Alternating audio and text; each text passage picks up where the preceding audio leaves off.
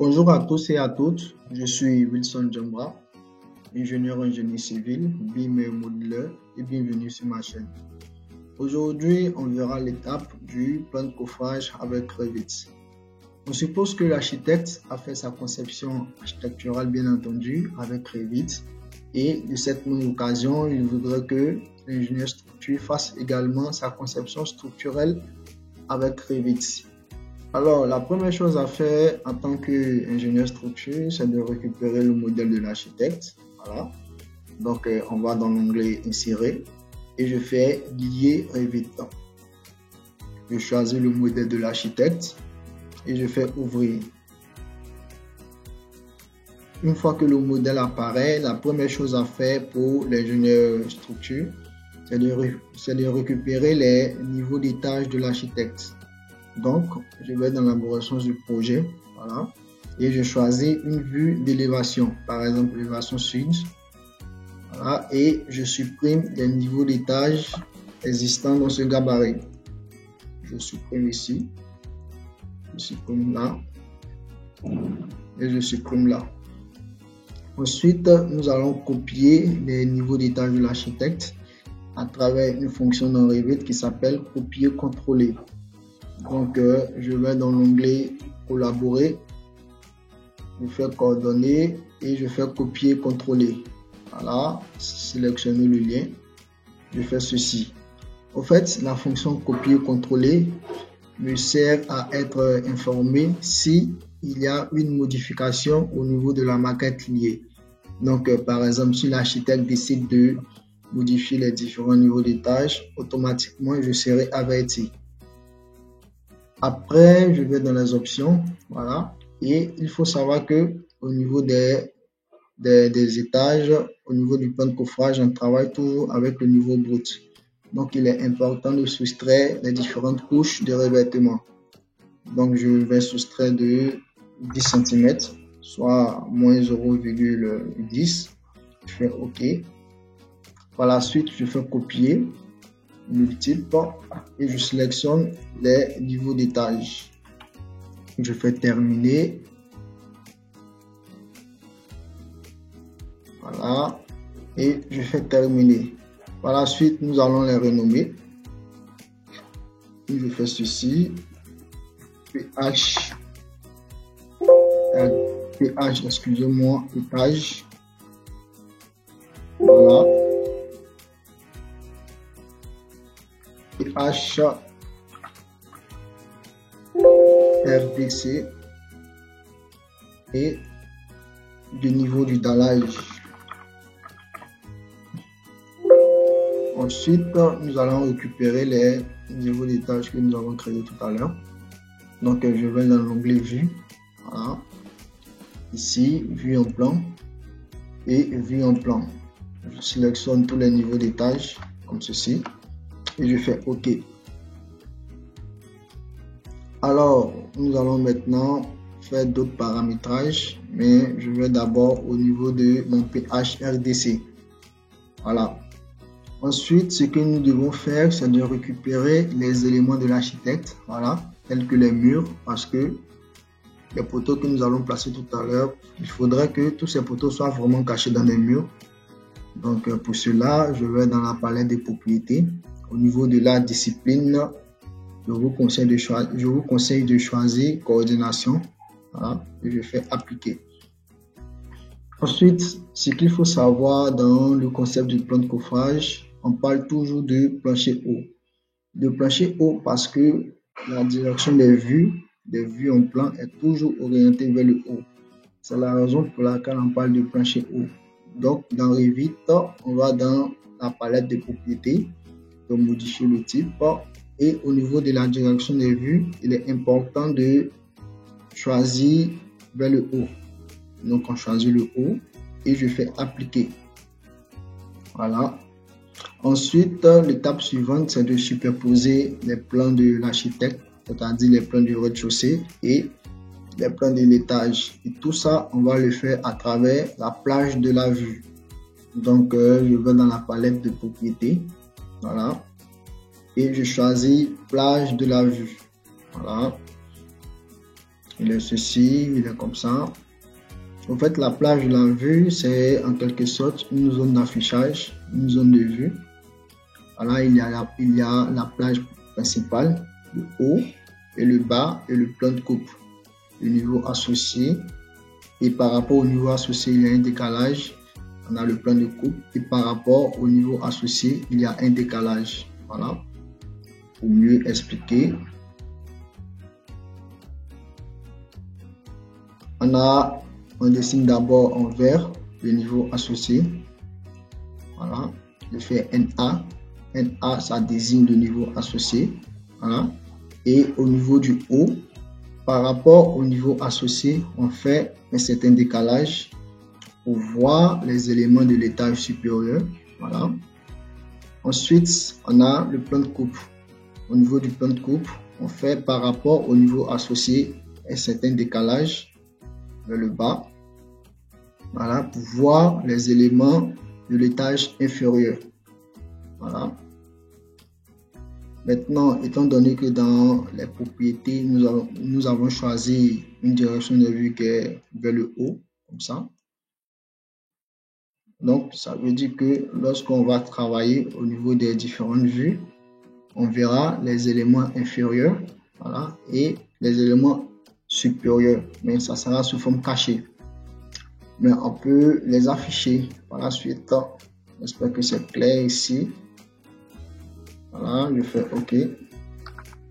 Ensuite, nous allons afficher d'abord les éléments de l'étage inférieur. Nous allons élever le niveau de détail. Nous allons faire moyen. Voilà. Les éléments en gris correspondent au mur de l'étage inférieur. Voilà, c'est-à-dire du rez-de-chaussée. Et nous avons la limite de la dalle de l'étage supérieur. Voilà. Pour afficher les éléments de l'étage supérieur, il suffit de afficher en image filet, c'est-à-dire qu'il voit à travers. Voilà. Et comme vous le constatez, on a les éléments en fond de plan. Ça correspond aux éléments de l'étage supérieur, c'est-à-dire les murs de l'étage supérieur.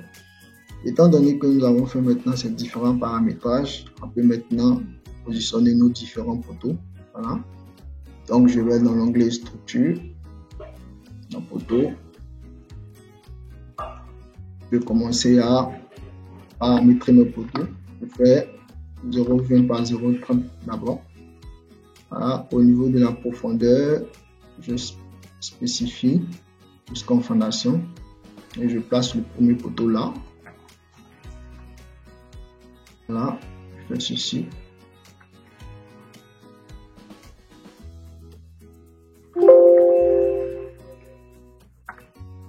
Voilà, par la suite, je place un second poteau ici. Voilà. Par la suite, je place un second poteau là.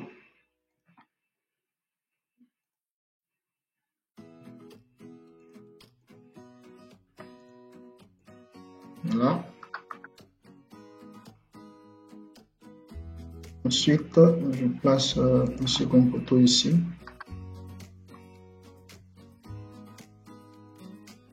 Voilà.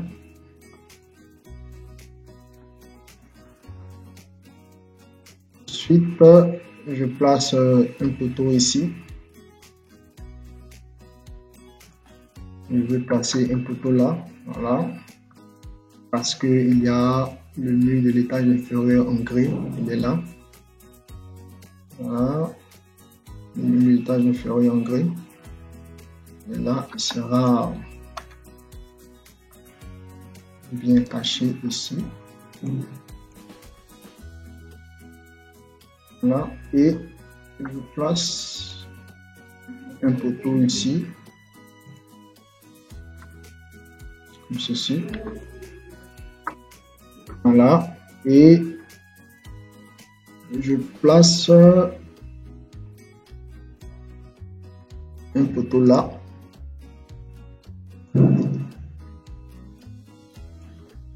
Voilà. Je place un poteau là. Est-ce qu'il sera parfait?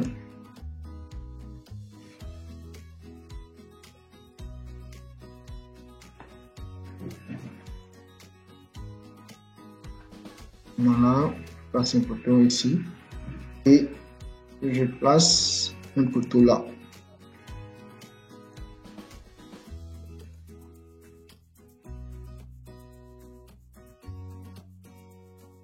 Voilà, je fais aligner comme ça.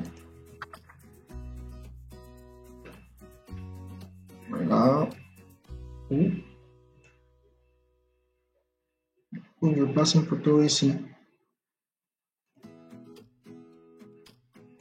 Bon, c'est à vous de voir parce que le plan de coffrage, ça dépend de tout un chacun. Voilà. Ensuite, je place un poteau ici pour réduire la portée. Voilà. Je pense que c'est parfait. Du moins, je peux passer la limite ici. Voilà. Si je remets en ligne cachée, donc on aura le poteau ici, ici. Donc l'idéal c'est de le positionner ici.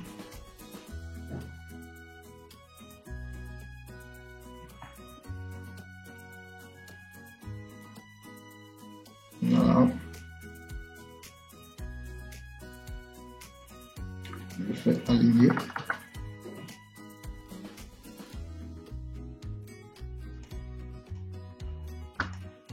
Il faudrait que le poteau soit bien dans les murs. Ici, c'est parfait. Je n'aurai pas en ligne filaire. Voilà. C'est parfait. Donc, comme vous le remarquez, on remarque très bien que les poteaux sont cachés dans les murs du rez-de-chaussée et dans les murs de l'étage. C'est parfait. Ensuite, je vais placer le poutre. Voilà. Je ne vais pas en ligne filaire. Je vais dans structure, poutre. Je choisis PH rez-de-chaussée. Voilà. Et je veux commencer à modéliser mes poutres comme ça. Voilà. Je fais comme ceci.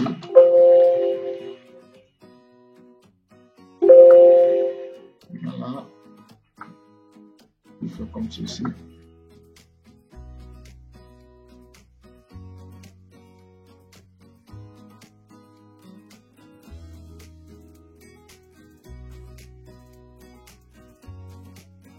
Voilà.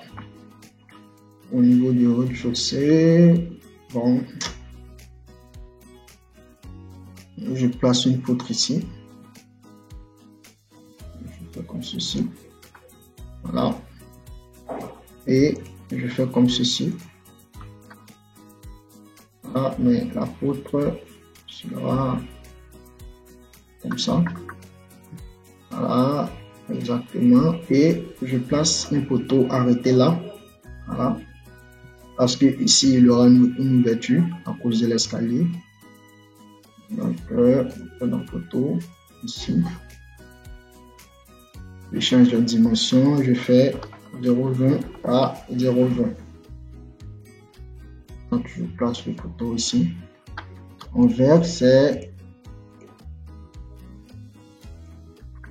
le poteau arrêté.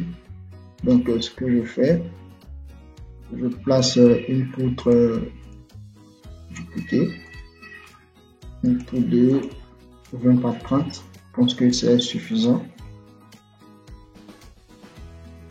Ce niveau, je place une poutre ici. Ici, je ne sais pas. Je vais regarder la portée.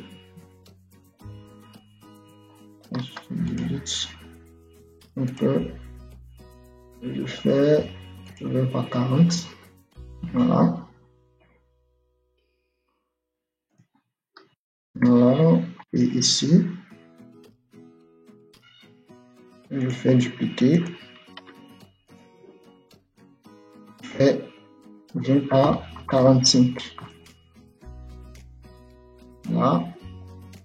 Donc, nous avons placé nos éléments, c'est-à-dire nos poutres et nos poteaux au niveau du plancher ou LDC.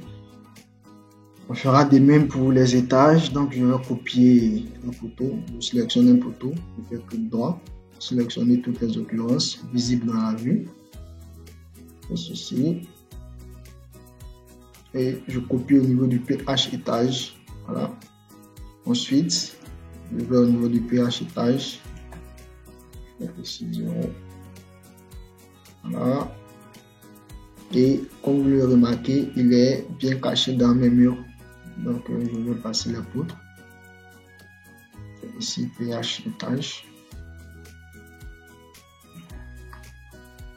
Il faut que je passe en ligne filaire. Ici.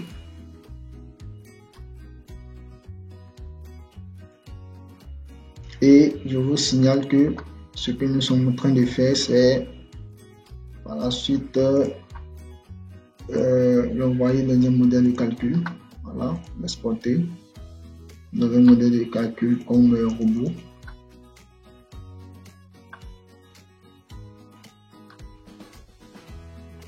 Voilà. Ici, nous allons placer une poutre là. Voilà, on voit que la poutre sont dans la pièce. Voilà. Donc après, on peut demander par exemple à l'architecte, voilà, de déplacer légèrement son mur pour que la poutre et le mur soient vraiment alignés. C'est-à-dire la poutre soit vraiment sur le mur. Donc, je peux placer une poutre encore ici. Je vais placer des poutres de 30. Je vais placer des poutres de 40. Voilà. Il y a ici.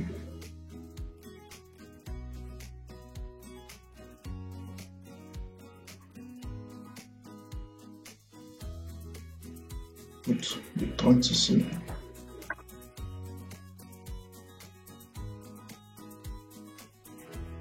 Donc de 40. Voilà. Et cette poutre sera de 45. Voilà. Je pense que c'est parfait. Voilà. Ici, je peux placer une bande de noyer. Une bande noyer de 20 par 20, comme ça. C'est-à-dire une poutre qui sera cachée dans la dalle. Voilà. Comme ça. Voilà, c'est parfait. Par la suite, nous allons modéliser les planchers. Voilà, tout d'abord, tout ce qui est dalle pleine.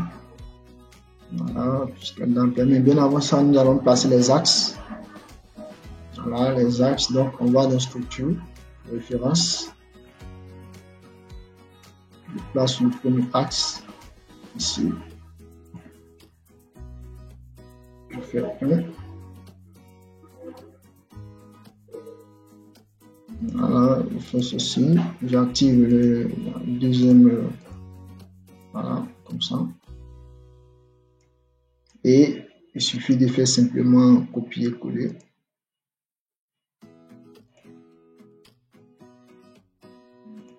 Comme ceci.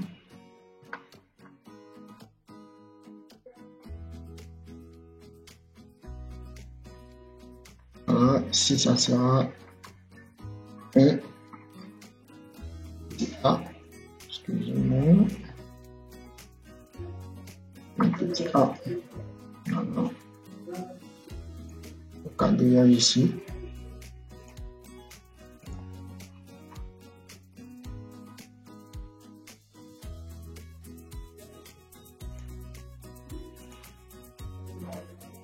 Oh, il a décalé. Donc, je écrire le max. Je fais ceci. Je retire. Je fais grand A Par la suite, il suffit de faire de copier-coller.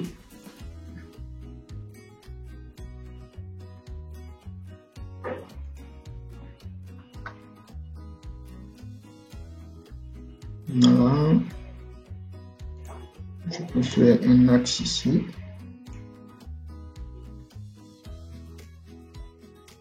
Je le déplace ici. Je fais grand A, petit a. Ensuite, je peux faire ceci. Je fais dupliquer. Axe 2. Je désactive les deux bulles ici. Et je fais comme ceci. Voilà. Au lieu de faire ça, je peux faire un autre axe comme ça.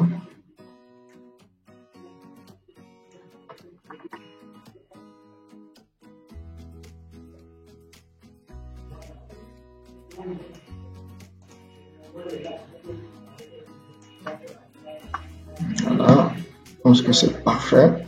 Voilà. Je peux changer l'échelle en 50e. Voilà. Ensuite, nous allons tracer les limites de la dalle. Donc, je vais dans structure, au sol, modifier le type, dupliquer. Je fais par exemple une dalle de 16. C'est à vérifier dans le modèle de calcul. Donc, il est important de signifier le matériau. Voilà. Parce que c'est en fonction du matériau qu'on trouve la section du béton.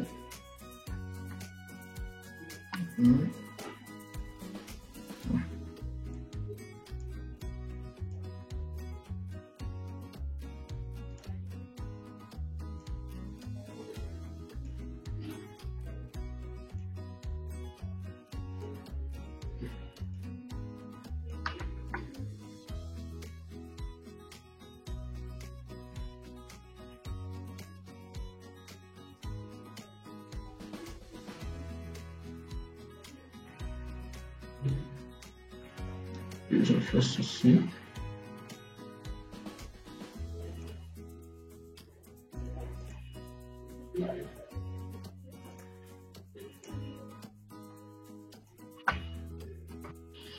Voilà, c'est parfait.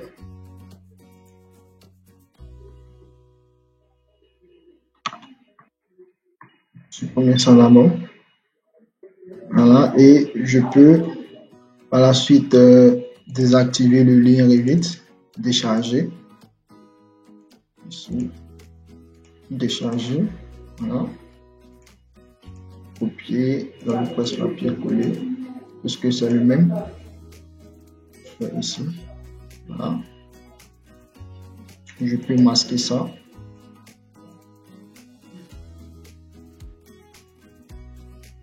Voilà, c'est parfait.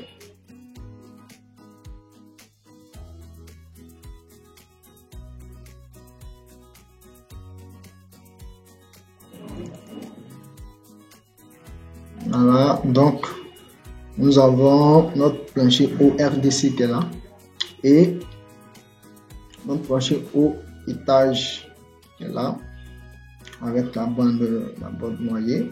On peut changer la couleur. Donc je vais dans ici,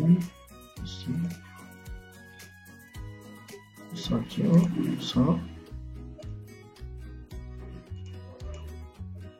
Au lieu de le placer en gris, je peux le placer, je sais pas,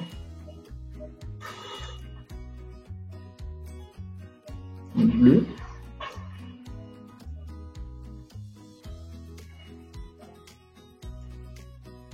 Voilà, pour signifier qu'il y aura une bonne noyée ici. Alors, j'espère que cette vidéo vous a plu. On verra une deuxième partie. Voilà. Ça concerne le modèle analytique.